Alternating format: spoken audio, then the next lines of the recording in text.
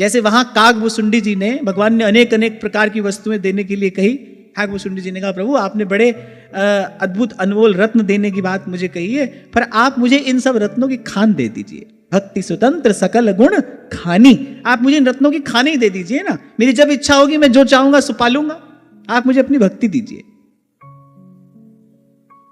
ऐसे ही यहां ध्रुव जी ने कहा प्रभु अपने संतों का संग दे दीजिए, अपने प्यारे भक्तों का संग हमको दे दीजिए, हम सब पालेंगे वहां से, फिर उसके बाद आपको कभी परेशान नहीं करेंगे, फिर उसके बाद आपके पास कभी याचना करने नहीं आएंगे। क्यों? कह रे दास मिले हरिदासा,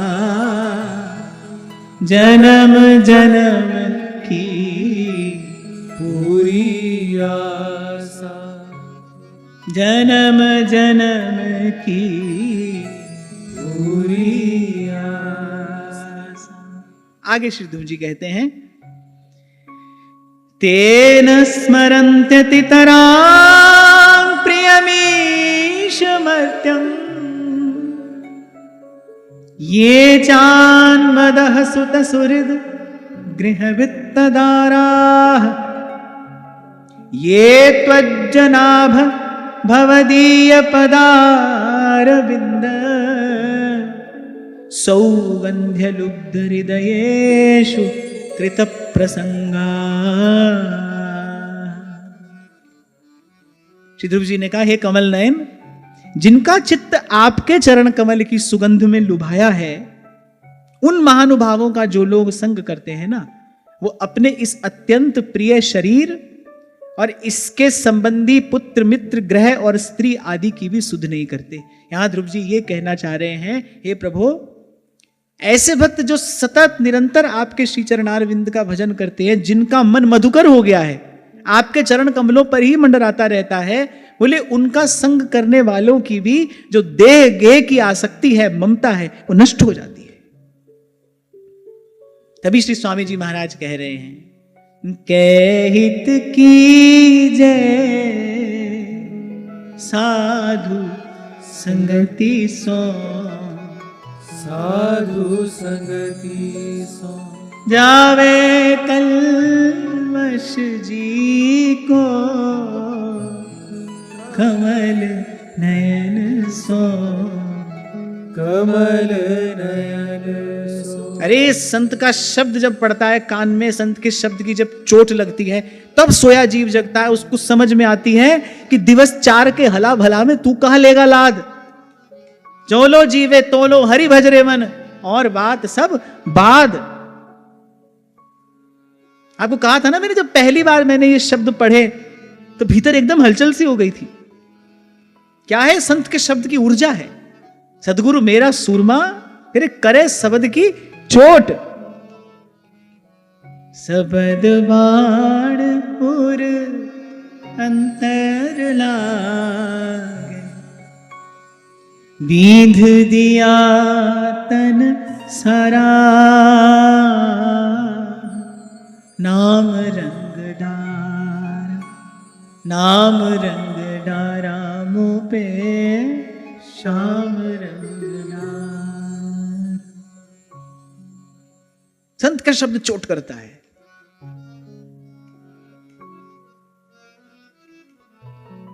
एकदम से लगता है जीव को, अरे क्या कर रहा था मैं, कौन रास्ते पर जा रहा था।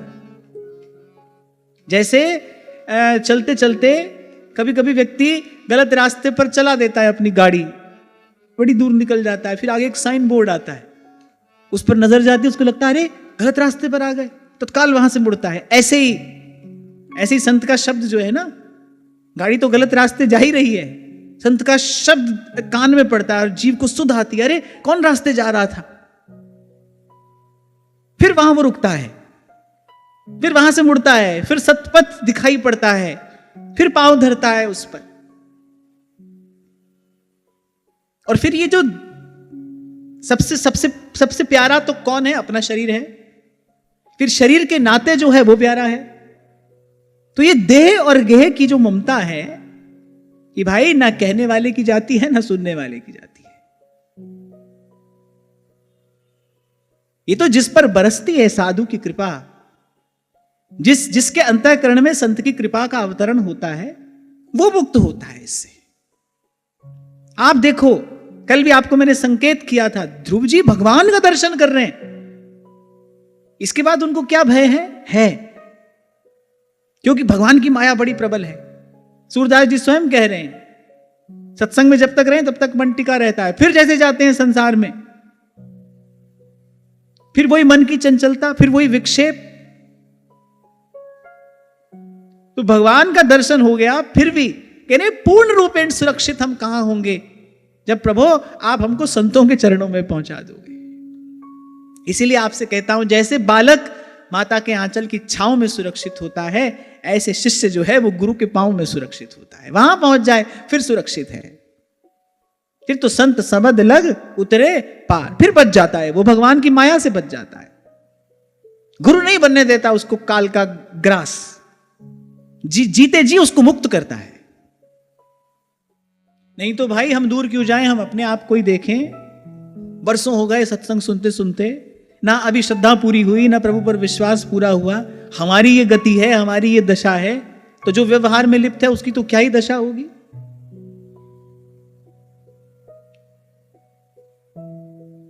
इसलिए भाई मांगने योग्य वस्तु भी यही है, प्राप्त करने योग्य वस्तु भी यही है। हो मांगू संतन रहना, मैं नाही किसे का देना। जो सर्वथा निष्काम चित्त है, कबीर स्वयं कह रहे हैं, मेरा मन कितना निर्मल है, कह रहे जैसे गंगा नीर। इस सृष्टि में जो सबसे पवित्रतम वस्तु है वो श्री गंगा जी का जल ही तो है, भगवान का चरणामृत है। त्रिलोकीनाथ भगवान शंकर सदा उसको अपने मस्तक पर धारण करते हैं, पवित्रतम वस्तु है। और कबीर जी कह रहे हैं कि ऐसे ही मेरा मन निर्मल है। कबीरा मन निर्मल भया जो गंगा का नीर, ऐसे ही मेरा मन निर्मल है। पर ऐसे सर्वथा निष्काम और निर्मल चित्त में भी ये भावना तो है ना, हो मांगू संतन रहना, मैं नाही किसे का देना। ये प्रभु संतों का संग आप हमको सदा दीजिए। यहां कबीर जी तो कह रहे हैं, कबीरा संगत साधु की नित प्रति की जय जा। भाई एक भी दिन हमारा इसके बिना काम नहीं चलता। ये साधु संग बिना हमारा प्राण तिसाया मरे, इसके बिना हमारा काम नहीं चलता भाई। ये व्यवस्था प्रभु करिए आप हमारे लिए कृपा करके, मोहे सदा राखो निज रसिकन के संग में। मैं तो यहां तक कहूंगा कि जन्म जन्मांतर के अघ, अमंगल, अभाव एक सत्संग की कृपा से दूर हो जाते हैं। आपकी श्रद्धा हो जाए, आपके जीवन में सत्कर्म हो, संयम हो, आपकी श्रद्धा हो जाए सत्संग में, तो सदगुरु मिला तो सब मिला। मैं फिर दोहरा रहा हूं, जन्म जन्मांतर के अघ, अमंगल, अभाव सब सत्संग की कृपा से दूर होते हैं। कहा न होई सत्संगते, देखो तिल और तेल, उसी को प्राप्त करके व्यास जी ने गाया, जैसे सुख मोहन हम ही दिखावत, जैसे सुख मोहन हम ही दिखावत। और उठो देखो, चारों ओर दृष्टि दौड़ाओ। अगर सदा आनंद कहीं मिलेगा तो वो हरि भक्तों के ही पास मिलेगा। संसार में रहते हुए इस दुस्तर संसार सिंधु के मध्य में सुख दुख से अछूते,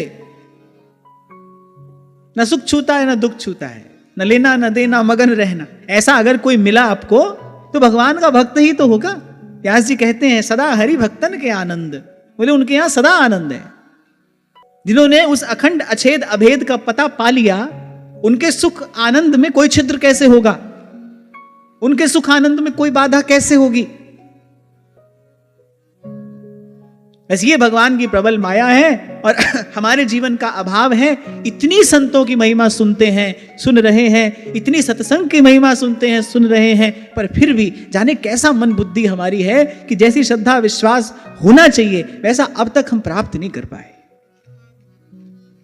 हमारी दुर्मति दूर हुई नहीं।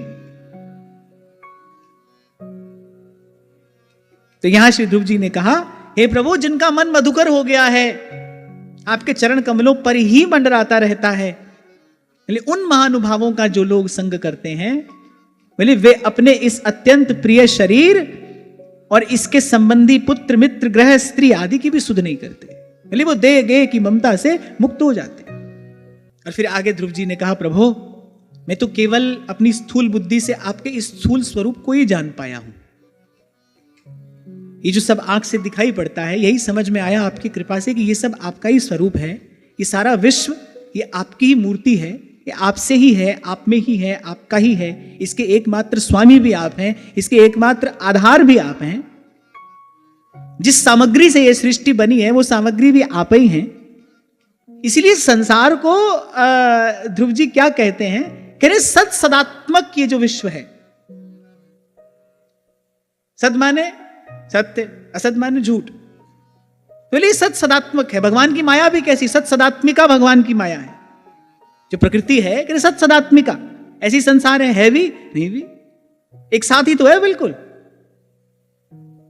जो इस क्षण है वो अगले क्षण नहीं है। अगर आप कभी शांत होकर इस अस्तित्व का अनुभव करो, काल की गति का यदि आप अनुभव करो, आप देखो इस क्षण जो है वो अगले क्षण नहीं है। अभी पिछले क्षण तो आपने अनुभव किया है, तो आप ये कैसे कह सकते हो कि वो नहीं था? वो था पर अब नहीं है। इसीलिए महादेव ने सरल शब्दों में कहा, सत हरि भजन फिर जगत सब सपना। तो ध्रुव जी ने कहा, प्रभु मैं तो अभी आपके इस विश्वरूप को ही जानता हूं, पर आपका वो जो माया काल और त्रिगुण से परे वो जो सत्य चित्त आनंद विशुद्ध स्वरूप है, वो जो निरावृत रस स्वरूप है, ध्रुव जी ने कहा वो मुझे पता नहीं है। अच्छा देखो, ये ध्रुव जी की वाक चातुरी है। ये तो पता है कि आपका कोई ऐसा स्वरूप है, ये पता नहीं है कि वो कैसा है, क्योंकि जिसको ये पता है कि वो है, उसको ये भी पता होगा कि वो कैसा है। क्योंकि भगवान के स्वरूप का जब ज्ञान होता है तो अपूर्ण ज्ञान नहीं होता, अधूरा ज्ञान नहीं होता। जो ये जानता है कि माया काल और त्रिगुण से परे भगवान का कोई विशुद्ध स्वरूप है, वो ये भी अवश्य जानता होगा कि वो स्वरूप कैसा है। ये तो ध्रुव जी की दीनता है, ध्रुव जी की विनम्रता है। और यहां एक बात दर्शनीय है कि जो भगवान को जानता है वो ऐसा ही दीन होता है, जानकर भी कहता है मैं नहीं जानता। ज्ञान त्यान किछ करम ना जाना, सार ना जाना। श्री महाप्रभु से भी निकट कोई होगा श्री प्रिया जी के, उनके जैसा उनके रूप रस का पान करने वाला और कौन है? पर वो भी कहते हैं, तेरो रूप कहत नहीं आवे, जय श्री हित हरिवंश कछुक जस गावे। वृंदावन की महिमा गाते हैं तो कहते हैं प्रथम यथामति प्रणव। वो ये नहीं कह रहे कि मैंने पूरी पूरी महिमा गा दी है, कह रहे यथामति प्रणव, जैसी मेरी मति है यथामति प्रणव श्री वृंदावन अतिरम्य, श्री राधिका कृपा बिनु सबके मनन अगम्य। तो जो जानते हैं महापुरुष, उनका स्वरूप स्वभाव, उनकी वाणी, उनका भाव ऐसा ही होता है। जहां से आज चर्चा आरंभ हुई, संत को पहचानना क्यों कठिन है? क्योंकि भाई वो तो अपने आप को छिपा कर रखता है, वो तो कभी किसी को बताता नहीं मैं संत हूं, वो तो कभी अपने मुख से ये कह ही नहीं सकता है कि मैं भगवान का भक्त हूं। अरे जो दिन रात लीला रस का पान कर रहे हैं, सारे संसार को करा रहे हैं, उनको जब भी उनसे पूछो आपका परिचय क्या है, आप भगवान की लीला गा रहे हो, आप कौन हो? तो जैसे नारा लगाया जाता है ना, ऐसे कहते हैं, हों सब पतितन को राजा, हों सब पतितन को नायक।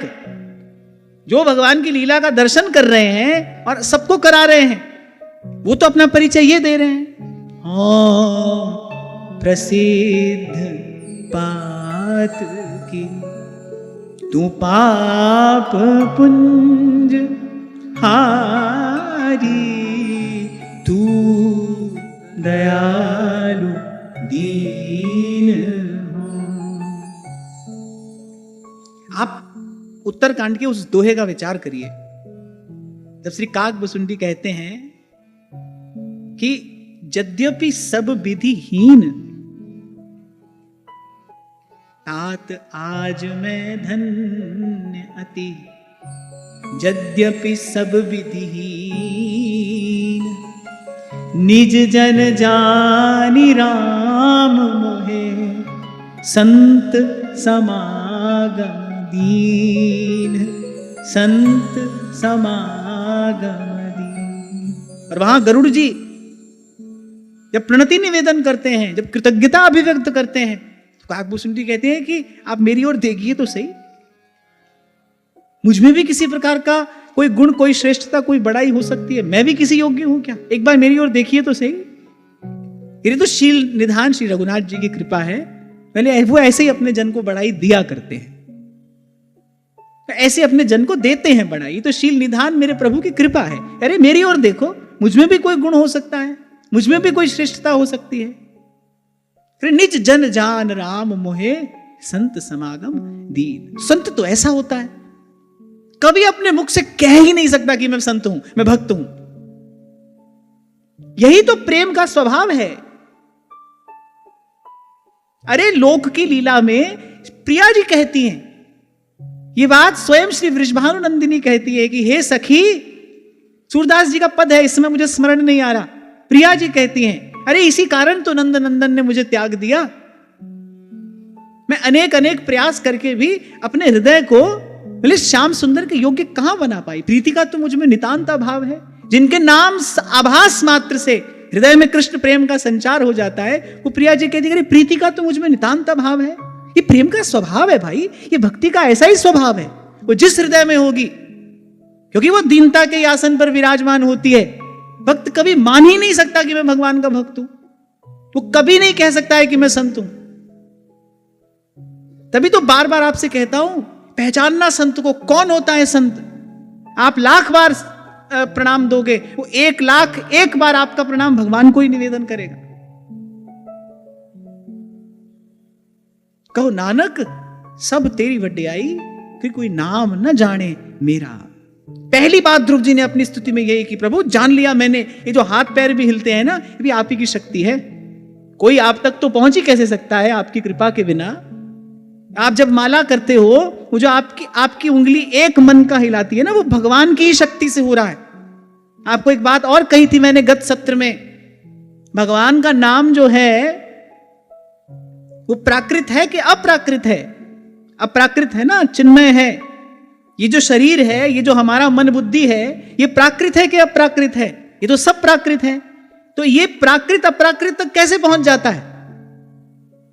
ये हार्ड मास का पिंड, ये स्थूल बुद्धि और ये विषय वासना में लिप्त मन, ये उस सच्चिदानंद तक कैसे पहुंच जाता है? ये नहीं पहुंचता, वो आते हैं। इसी को अवतरण कहते हैं, कृपा का अवतरण। जो भगवान नाम जप रहा है, उस पर भगवत कृपा का अवतरण हुआ है। नाम के रूप में भगवान आकर उसकी जिह्वा पर विराजमान हुए। तभी संत कह रहे हैं, तुत पावे ता नाम जपावे। करे मैंने नहीं जपा, आपने जपाया। अण बोलत मेरी बिरथा जानी, अपना नाम जपाया। कह नानक गुरु बंधन काटे, बिछरत आन मिलाया। बड़ी सूक्ष्म दृष्टि से देखा महानुभावों ने, सूक्ष्म बुद्धि से संत विचार करते हैं कि मैला कुचैला शरीर, विषय वासना में लिप्त मन, स्थूल बुद्धि, जड़ बुद्धि, अशुद्ध अंतःकरण, किसी भी प्रकार से हमारी पहुंच भगवान के नाम तक कैसे हो सकती है? इसीलिए श्री ध्रुव जी ने अपनी स्तुति में पहली बात कही, योऽन्तः प्रविश्य मम वाचमिमां प्रसुप्तां। बोले आपने प्रवेश किया और मेरी वाणी जगी। संजीवयत्यखिल शक्तिधरः स्वधाम्ना। सबसे पहले ये समझ में आया, बोले ये तब भी मैंने नहीं किया, आपने कराया है। ये जो मेरे हाथ पैर भी हिल रहे हैं ना प्रभु, आपकी शक्ति है। जैसे ही तार टूट जाता है, मृत पड़ जाता है ना शरीर। आपको एक उदाहरण दे रहा था मैं 2 दिन पहले। ये सब एसी यहां पर लगे हैं, अब लगे रहें। अगर ऊर्जा का ही संचार ना हो तो क्या कर सकते हैं? कुछ भी नहीं। ऐसे ही क्या कर सकता है जीव? वो सर्वथा असमर्थ है। भगवान सर्वसमर्थ है, जीव सर्वथा असमर्थ है। परबस जीव स्वबस भगवंता। इसलिए जो कहते हैं ना जीव और ब्रह्म एक है, वो एक भी है, वो एक भी है पर भिन्न भी है। वैष्णवाचार्यों ने यहीं आकर शंकराचार्य के सिद्धांत को परिष्कृत किया। मैं ये नहीं कह रहा हूं खंडन किया, क्योंकि एक भी है। वैष्णवाचार्यों ने आकर श्री शंकराचार्य जी के सिद्धांत को परिष्कृत किया कि नहीं भाई, एक भी है पर भिन्न भी है, जीव अल्प है, परमात्मा भूमा है, ये क्षुद्र है, वो महत है, ये भेद भी है। और ये भेद इस सृष्टि में भी दिखाई पड़ता है। कहीं पर हम सब लोग एक भी हैं, पर हम सब लोग अलग भी हैं। हम एक भी हैं, पर हम अलग भी हैं। प्रकृति ने कहीं हमें भिन्न भी तो बनाया है, उस भिन्नता को भी हमको स्वीकार करना पड़ेगा। मैं कई बार एक उदाहरण देता हूं। एक माता पिता से 2 संतानें उत्पन्न होती हैं, दोनों की रुचियां, स्वभाव, वृत्तियां, उनका भाग्य, प्रारब्ध सब अलग होता है। वो एक भी है, पर वो भिन्न भी है। तो ये जो हो रहा है कि तेरी सत्ता से हो रहा है। सबसे प्रथम अनुभव दर्शन होते ही, जैसे ही ध्रुव जी को ज्ञान प्राप्त हुआ, भगवान ने अपने उस नाद ब्रह्ममय शंख का स्पर्श कराया, जैसे ज्ञान उत्पन्न हुआ, सबसे पहली क्या बात समझ में आई? जो कुछ किया सो तुम किया। पहली बात, मैं कछु किया नहीं। अब जब मैंने किया ही नहीं, मैं करने वाला हूं ही नहीं, ना मैं कर रहा हूं ना मैं कर पाऊंगा, फिर मैं इसका श्रेय कैसे ले सकता हूं? आप कहो कि आपको प्रणाम करेंगे, आपकी पूजा करेंगे, आप अपने मन की भावनाएं अपने पास रखो, पर मैं आपसे स्वीकार नहीं कर सकता, एक बार भी नहीं कर सकता। क्यों? क्योंकि करने वाला मैं हूं ही नहीं, करने वाला कोई और है, कोई करा रहा है। और जब ज्ञान होता है गुरु की कृपा से, तो सबसे पहली बात यही समझ में आती है, नहीं भाई हम नहीं कर रहे, तो कोई करा रहा है। और यही उसकी महती कृपा है कि उसने सत्कार्य में, उसने शुभ कार्य में, उसने अपने कार्य में हमको निमित्त बनाया। आप देखो, मरा तो दुर्योधन भी और गया अर्जुन भी, दोनों ही तो गए, यहां तो कोई नहीं रहा ना। एक सत्कीर्ति लेकर गया, आज तक उसकी कीर्ति कौमुदी का नर्दन हो रहा है 10 दिशाओं में। उसके बाद किसी ने अपनी संतान का नाम दुर्योधन नहीं रखा होगा। दुर्योधन सिंह, दुर्योधन दास तो आपने कभी नहीं सुना ना। अर्जुन तो बहुत सुना, सव्यसाची सुना, पार्थ सुना, सब सुना, दुर्योधन नहीं सुना। वो सत्कीर्ति लेकर गया, गए तो दोनों ही, और एक उसने सब कुछ गंवा दिया, यश गंवाया, श्री गंवाई, कीर्ति गंवाई, जीवन गंवाया, सब कुछ गंवा दिया। किस लिए? एक भगवान के कार्य में निमित्त बना, एक भगवान के सामने खड़ा है, भगवान के विरोध में खड़ा है, और एक भगवान के कार्य में निमित्त बना है। देखो भाई, आए हैं सो जाएंगे, हम भी आज हैं कल नहीं रहेंगे, जाना तो है ही। जीवन की सफलता, सार्थकता इसमें है भाई भगवान के कार्य में निमित्त बन जाओ ना, प्रभु के कार्य में निमित्त हो जाओ। प्रभु का कार्य तो यही है कि बुझा हुआ दीप जलाइए। आपको किसी का कल्याण नहीं करना है। प्रभु ये नहीं कहते कि भाई जाकर सबका कल्याण करो, करिए आत्म कल्याण। यही परम धर्म है, अपना कल्याण करिए। क्योंकि दिया जल जाने के बाद उसको 10 दिशाओं में जाकर प्रकाश का प्रसार नहीं करना पड़ता। प्रकृति की ऐसी व्यवस्था है, प्रकृति की ऐसी व्यवस्था है, वो जो वायु है वो दिए के प्रकाश का प्रसार कर देती है, वही उसका विस्तार कर देती है। हमको तो केवल अपना बुझा हुआ दीप जलाना है, यह प्रभु का कार्य है, इसमें हमको निमित्त बनना चाहिए। मैंने कहा ना, ये जो आप माला करते हो, ये जो उंगली हिलती है ना, जो एक मन का हिलाते हैं हम, वो भगवान की शक्ति है। जिह्वा पर भगवान का नाम आ रहा है, वो भगवान की ही कृपा है। हम तो केवल उपकरण बने हैं, हम तो केवल निमित्त बने हैं। ये भगवान की कृपा है कि भगवान ने इस कार्य में हमको निमित्त बना लिया। नहीं तो पूछता हूं मैं कई बार आपसे, कोई झंझट नहीं है, कोई कष्ट नहीं है, जेब से कुछ खर्च नहीं होता, क्यों नहीं करता जीव भगवान का सुमिरन? क्यों नाम जप नहीं करते? क्यों बार बार विस्मृति हो जाती है भगवान की? हर प्रकार से सुख शांति तो मिलती है भगवान के भजन से, सब जानते हुए भी कोई क्यों नहीं करता? यमे वैश वृणुते तेन लभ्य। अरे भक्त का मस्तक तो उठता ही नहीं, वो तो भगवान के चरणों से उठेगा ही नहीं, क्योंकि वो जानता है करता एक ही है भाई। जैसे देखो यहां पर जपुजी साहेब से कैसा साम्य प्रकट हो रहा है। श्री गुरु नानक देव जी महाराज को भी जब साक्षात्कार हुआ, पहली बात उन्होंने अपनी स्तुति में क्या कही? कर्ता। हे प्रभु, कर्ता आप हैं। मैंने तो जो पाया है, पहले आप गुरु होकर आए, आपने ज्ञान दिया, मैंने साधन किया, जो पाया है गुरु प्रसाद। पहला शब्द कहा कर्ता, अंत में कहते हैं जो पाया गुरु प्रसाद। यहां ध्रुव जी भी पहली बात भगवान से ज्ञान प्राप्त होने के बाद यही कह रहे, प्रभु आप करता है, करने वाले आप हैं। जब आप ही हैं तो भाई फिर हमारी पूजा किस लिए होगी, क्यों होनी चाहिए? इसलिए जो करा रहा है, मैं बड़ी विनम्रता पूर्वक कह रहा हूं भाई, क्योंकि ग्रंथ की ओर देखें तो सच्ची बात कहनी भी पड़ती है, अपनी ओर देखे तो डर लगता है। अपनी ओर देखो तो डर लगता है ना, क्योंकि भाई अभी दूर नगरी चलकर जाना है और भूल कभी भी किसी से कहीं भी हो सकती है।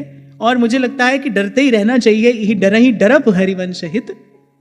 परंतु जो कहता है, जो मानता है कि मैं भगवान का भक्त हूं, मैं साधु हूं, मैं संत हूं, कहीं ना कहीं वो भगवत कृपा के अभाव में अभी अज्ञान में ही पड़ा है। क्योंकि ज्ञान का आलोक होते ही सबसे पहली बात ही यही समझ में आती है, तुद आगे। हे सर्व समर्थ स्वामी, आपसे हम केवल प्रार्थना कर सकते हैं, जी जंत सब तेरा, कहु नानक सब तेरी वड्याई, कोई नाम जाने मेरा, कोई नाम न जाने मेरा।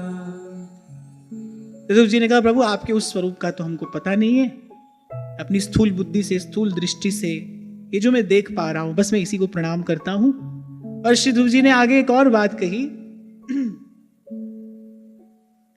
अच्छा देखो, पहले कहा कि मैं जानता नहीं, फिर अगले ही श्लोक में कह रहे हैं अपने मुख से, कल्पांत एतदखिलं जठरेण गृह्णन् शेते पुमान् स्वदृगनन्त सखस्तदङ्के यन्नाभि सिन्धुरुः काञ्चन लोक पद्म गर्भेद्युमान् भगवते प्रणतोस्मि तस्मै।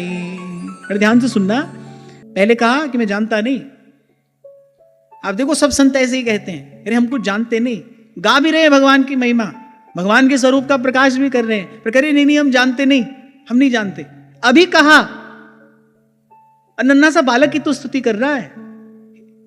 ध्रुव जी ने कहा, जहां मन वाणी की गति नहीं है, प्रभु उस स्वरूप का मुझे पता नहीं है, मैं उस स्वरूप को जानता नहीं। पहले कहा और फिर अगले ही श्लोक में कह रहे हैं, ये जानता हूं मैं, ये जानता हूं सृष्टि से पहले भी जो था और सृष्टि के बाद भी जो रहेगा, जिनके नाभि कमल से ब्रह्मा जी उत्पन्न हुए और जिन्होंने सारी सृष्टि की रचना की, बोले वो आप ही हैं। अभी कह रहे थे नहीं मुझे पता नहीं, अब कह रहे नहीं प्रभु आप ही हैं। ऐसा ही भगवान का स्वरूप है। कई बार कहता हूं ना मैं आपसे, कहा भी नहीं जाता। गोस्वामी जी कहते इदमित्थम कही जाए न सोई, कहा भी नहीं जाता, और तदपि कहे बिन रहा न कोई, और कहे बिना रहा भी नहीं जाता। काचो पारो है, खाए नहीं पची। पर यहां महापुरुषों के दैन्य का दर्शन होता है, यहां महापुरुषों की विनम्रता का दर्शन होता है, यहां इस सिद्धांत की प्रतिष्ठा होती है, जो जानता है वो कभी नहीं कहेगा मैं जानता हूं।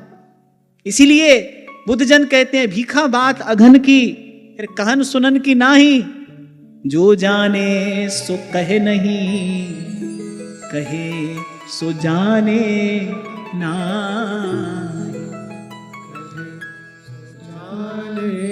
तो कोई ये ना समझे कि हम आपको भगवान के स्वरूप का उपदेश करें, ना ना, हम तो भगवान की महिमा गा रहे हैं, हम तो भगवान और भगवान के भक्त का पवित्र चरित्र गान कर रहे हैं। यही बात श्री सेवक जी महाराज ने भी कही, सोई सेवक रसिक अनन्य विमल यश विस्तरे, जो विमल यश का विस्तार कर रहा है। हम तो केवल भगवान का गुण गा रहे हैं, हम ये नहीं कह रहे हम भगवान को जानते हैं, ना ना, ऐसा कोई नहीं कह सकता। गोस्वामी जी ने कहा इदमित्थम कही जाए ना सोई, ऐसा ही है, ऐसा तो कोई नहीं कह सकता, ना कोई कह सका ना कोई कह पाएगा। तदपि फिर भी कहे बिन रहा ना कोई, फिर कहे बिना भी कोई नहीं रहा। जिसने जितना जाना, जिसने प्रभु की कृपा से जितना जाना है, उसने उतना गाया है। जैसे जब कोई व्यक्ति गाता है ना, तो मुझे लगता है कि प्रकृति ने उसको जितनी प्रतिभा दी है वो उतना गाता है। मुझे ऐसा लगता है, हो सकता है कोई मेरे इस विचार से सहमत ना भी हो, मुझे ऐसा लगता है कि भाई संगीत सीखा नहीं जाता, ये तो प्रसाद है, ये तो ईश्वरीय प्रतिभा है, ये तो प्रसाद प्रदत्त प्रतिभा है। जिसके पास जितना है, हाँ गुरुजन कृपा करते हैं, वो उस प्रतिभा को आकार देते हैं, यह अवश्य है। गुरुजन कृपा करते हैं, वो प्रतिभा को आकार देते हैं। जैसे कुम्हार मिट्टी से बर्तन बना देता है, वो प्रतिभा को आकार अवश्य देते हैं, पर वो जो मूल रूप में जो प्रतिभा है वो तो ईश्वरीय प्रसाद ही है। आप देखो, जिसके कंठ में स्वर नहीं है वो सारे संसार की संपत्ति देकर भी गाना नहीं गा सकता है, वो गा नहीं सकता है, क्योंकि जो मूल में जो प्रतिभा, जो ईश्वरीय प्रदत्त प्रतिभा है, वो नहीं है उसके पास में।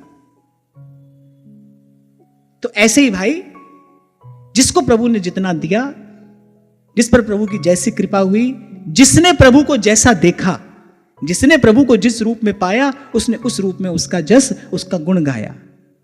ना निर्गुण छोटा है, ना सगुण बड़ा है। कबीर कहते हैं, निर्गुण है सो पिता हमारो, सरगुण है महतारी, काकू निंदु काकू बंधु, दो पल्ले भारी।